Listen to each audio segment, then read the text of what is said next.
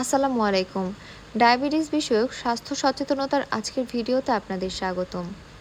হাঁটা ডায়াবেটিস রোগীর জন্য খুবই দরকারি এবং অত্যন্ত উপকারী একটি কাজ।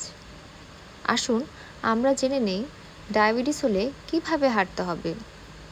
আমেরিকান ডায়াবেটিস অ্যাসোসিয়েশনের মতে মডারেট ইন্টেন্সিটি এক্সারসাইজ যেমন হাঁটা, সাঁতার কাটা, সাইকেল চালানোর মতো কাজ যদি প্রতি সপ্তাহে 150 মিনিট করে কিংবা গড়ে প্রতিদিন 21 মিনিট করে করা হয়, অথবা ভিগোরাস ইন্টেন্সিটি এক্সারসাইজ যেমন দৌড়ানো, সিঁড়ি দিয়ে উঠানামা করা, ফুটবল খেলা, টেনিস অথবা বাস্কেটবল খেলার মতো খেলা প্রতি সপ্তাহে যদি 75 মিনিট করে কিংবা গড়ে 10 মিনিট করে খেলা হয়, তাহলে সেটা একটা ডায়াবেটিস রোগীর জন্য আদর্শ মানদণ্ড।